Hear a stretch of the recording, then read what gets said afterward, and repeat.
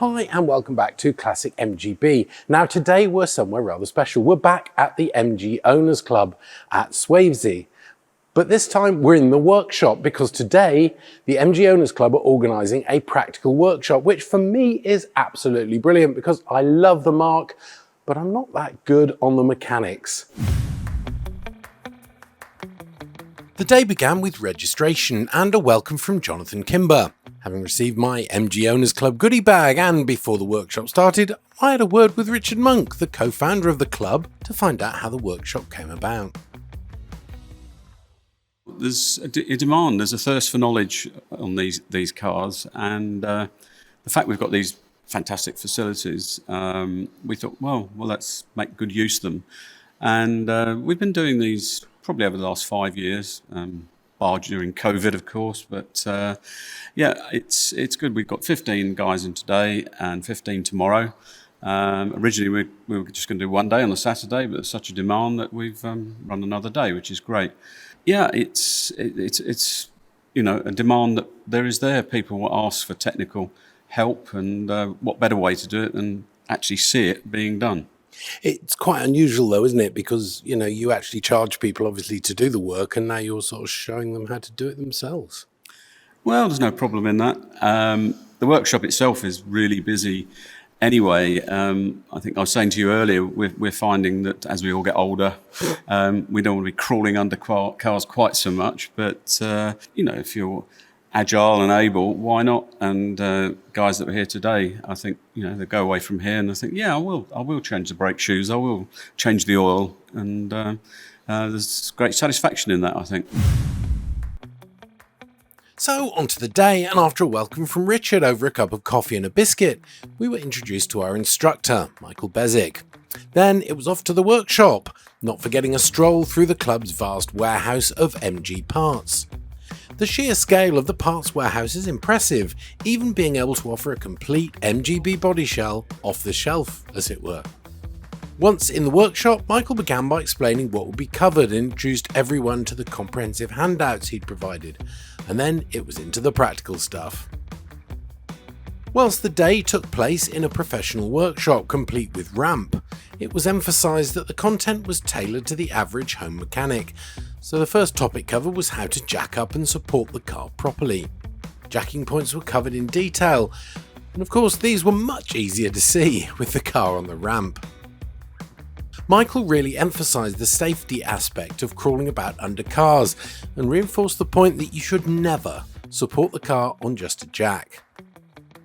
With the car in the air, Michael explained the need for regular greasing and pointed out all the grease nipples on the prop shaft, handbrake cable, and also on the front suspension, which is much easier with the wheels off.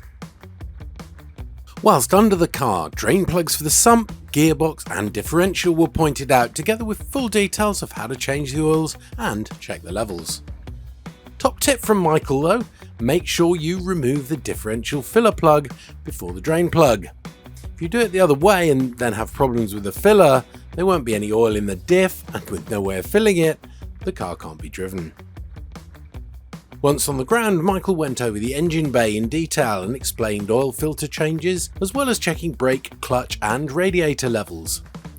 From there, the slightly fiddly job of removing the air filter was tackled, and the carburetor dashpot levels were checked.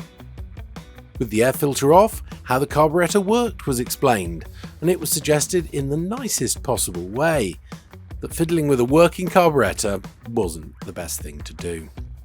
The alternator and charging system were then covered, including the importance of the correct tension in the fan belt.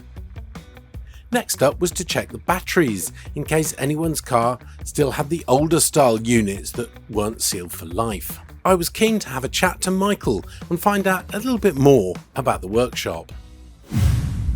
It's quite difficult because you don't know before people arrive what level their ability is.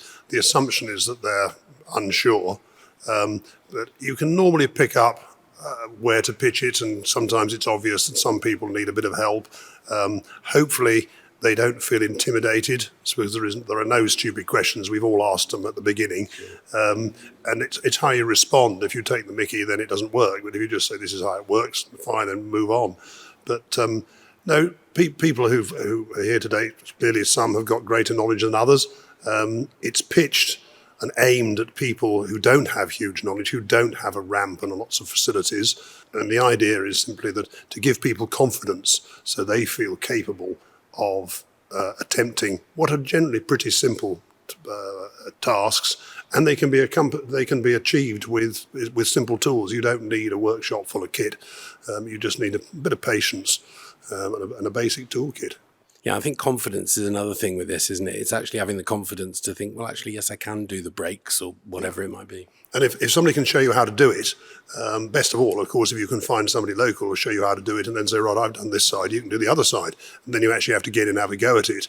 And things where you might feel a little bit, I don't hit it too hard. Well, sometimes you just get a bigger hammer and you hit it a bit harder and off it comes. But you need to know when to do that. And that's the bit that comes with practice. And I'm afraid, there's no substitute for practice, but you've got to start somewhere. And if this sends people back and they say, yes, I can do this, then we've achieved what we set out to do. Absolutely. And so our channel is Classic MGB. What's special about the MGB? Why have you got one? I had an MG when I was a teenager. It was a midget at the time. And then you grew up and got company cars and so on. Some years ago, we thought we got rid of the kids or the expense of the kids. And so I bought the B. It's, I think, partly because it was around at my sort of formative years. I think people go back to their teens to 20s and remember what cars were there. So if they're interested in cars, if they're going to buy one later on in life, they'll probably buy one that was around and popular. So if you were in the 80s, it might have been a Golf GTI or something. And if you go back a bit further, it may have been Escort Mexicos and things like that. Mine was the B. As I say, I couldn't afford a B, so I had a midget. So I bought it. They were quite competitively priced in those days. They've gone up quite a lot since then. I also enjoy tinkering, and I bought it on the basis that it would be probably 80% tinkering, 20% driving, maybe even more. A lot of things have been replaced, and now it is probably 90% driving, and if you're lucky, 10% tinkering, a bit of servicing, yes, but other than that, it's done.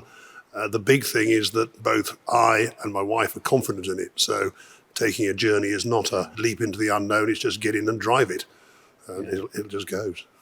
And if you had to offer one piece of advice to an MGB owner, what would it be? Oh dear, that's very difficult. You need quite a big bank balance. They're not as cheap as everyone tells you they are. So the key thing is you can do most of the mechanical stuff yourself. Bodywork and paint is much more specialist. That's my own. I mean, I don't do neither of those. But no, if you, as I say, if the bodywork is sound, then you're halfway there. If it isn't, then you've got some major expense to come. The rest of it is simple stuff, and you can do it yourself. Now, after lunch, supposedly one of the easiest jobs on an MGB is to change the brake pads. It's also one of the jobs that many owners shy away from, as clearly brakes are an important safety issue. So, Michael went through this process in detail. Now, rather than simply doing the job himself, Michael got attendees to remove and replace the brake pads. And, as with all the jobs, good practical tips were suggested along the way. Rear brakes, whilst a little more tricky, were handled in the same way, with the process of adjusting the brakes and replacing the shoes explained in the same clear, concise way. It's often said that the ignition system is usually the problem when a car won't start or run properly, so Michael spent plenty of time explaining the workings of the ignition, including the distributor, covering both electronic and points-based systems, as well as the spark plugs and the coil. Then it was back to the engine bay and checking valve clearances using the rule of 9. Whilst YouTube videos can do a good job of showing how these things are done, there's really no substitute for a real person showing exactly what to do, complete with the opportunity to ask questions. The final topic was another that many owners are nervous about: the electrical system. Michael explained the basic principles and demonstrated the use of a multimeter and how this is used to diagnose problems. To round things off, Michael, as an ex-MOT tester, explained the MOT process and what an owner can do to prepare for the MOT test. And whilst not compulsory for the majority of MGBs, it is strongly advised. Finally, there was the opportunity to ask any last questions, and Michael kindly made his email address available in case anyone wanted further advice after the workshop. Now, a short video like this can't really do justice to this workshop. From a personal perspective, actually seeing the job done, together with the detailed handouts, have given me the confidence to do some of the jobs that I've shied away from in the past, and I wondered how some of my fellow guinea pigs felt. I thought the course today was really good. I think Michael came over very well. He answered all the questions thoughtfully and respectfully, and I've come away a lot more confident than I came in. Very good, very informative, reinforced what I knew. An excellent day spent with a very knowledgeable tutor, and just fabulous to talk to the other MG owners as well. Time well invested. Really enjoyed the day. Always known how to change the oil and plugs, but I've learnt a lot more today, and even if I don't do the work myself, at least I've got a much greater appreciation of what's involved and time and skill needs, and very useful. So hope to enjoy my MG a little bit more with the tinkering side. So it's the end of the day and it's been a fantastic day. If you're interested in doing some work or maintenance, servicing, that sort of thing on your MGB, I cannot recommend this workshop enough.